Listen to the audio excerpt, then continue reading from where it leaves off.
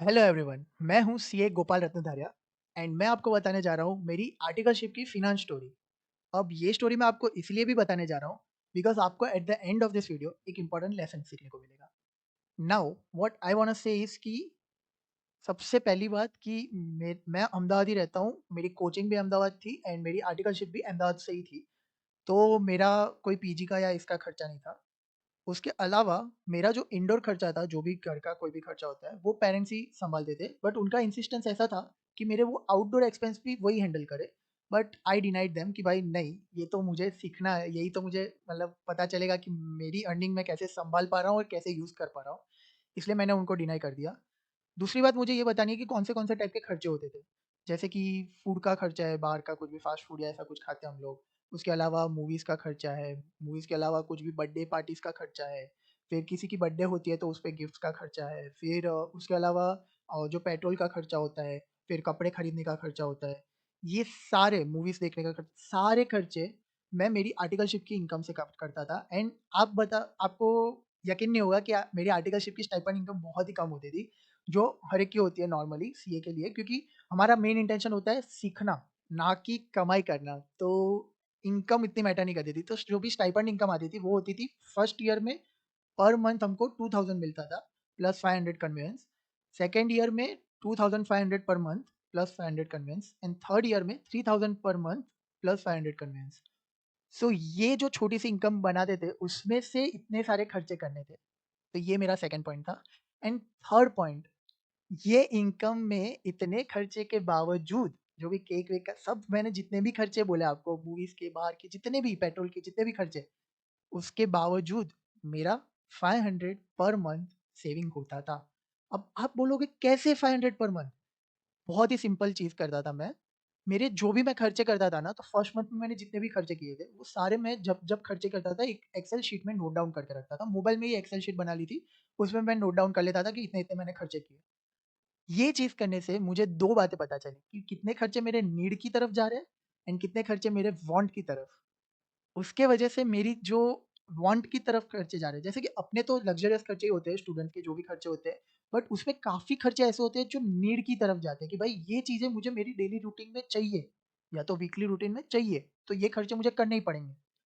और थोड़े बहुत ऐसे अनवांटेड खर्चे होते हैं, जो आपको तब रियलाइज़ होता है जब आपके खर्चे हो जाते हैं उसके बाद। एंड वो अगर आपको तभी रियलाइज़ होगी जब आप ये एक्सेल शीट या कोई भी नोट्स में या कहीं पे भी कोई भी पेपर में कहीं पे भी लिखोगे, तब आपको पता चलेगा ये अनवांटेड खर्चा है, ये मुझे अवॉइड करना चाहिए। ये अवॉइड करोगे तो सेविंग हो जाएगी and that's how I used to make 500 rupees per month saving. आप बोलोगे ₹500 में क्या ही हो गया? ₹500 कुछ नहीं है, मैं मानता हूँ, बट अगर आप 2000 के कंपेयर में देखोगे दैट्स 25% ऑफ माय अर्निंग्स। मैं मेरी 25% ऑफ अर्निंग्स सेव कर पाता था जस्ट बिकॉज़ ऑफ दिस।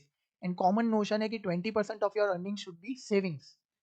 तो ये मेरा इसीलिए पॉसिबल हो पाता था बिकॉज़ मैंने ऐसे एक एक्सेल शीट मेंटेन करी थी। अब इससे मुझे क्या फ़ायदा हुआ कि मैंने जो भी eight the end of articleship जितना भी मेरे पास सेविंग था ना, उसमें से मतलब सेविंग के अलावा जो भी मैंने कुछ छोटा-मोटा इन्वेस्टमेंट किया, उसमें से जो मेरे पास रुपए आए, वो रुपए मैं मेरी एक याद ही रखनी थी मुझे घर पे कि भाई मैं जब भी अगर सीए बनने के बाद, जैसे अभी मैं सीए हूँ, तो सीए बनने के बाद मुझे कहीं पे भी यूज़ करनी हो, मतलब कि मम्मी-पापा को भाई को मैं याद रहूँ वो चीज़ से। ऐसी कोई याद ही मुझे घर पे रखनी थी कि मैं बाहर चला गया तो मेरी याद ही घर पे है and they can see it and remember me through it.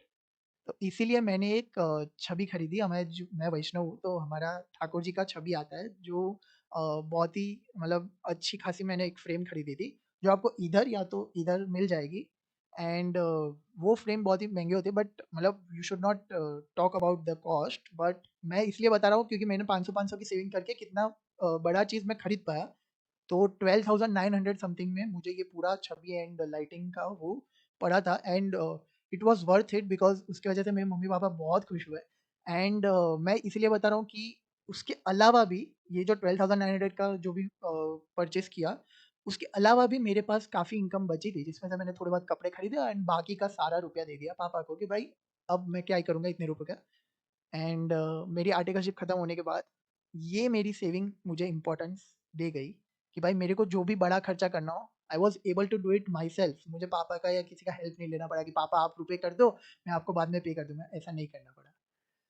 So that's it from this video. Conclusion सिर्फ इतना ही है कि भाई आप जो भी खर्चा करो प्लीज़ रिकॉर्ड करो। रिकॉर्ड करोगे तो आपको नीड एंड वांट के बीच का डिफरेंस रियलाइज होगा। एंड जो भी खास करके स्टूडेंट्स हैं उनको तो ये चीज़ एक बार तो ट्राई आउट करनी ही चाहिए। Thank you so much. C A Gopal Ratnadharia signing of.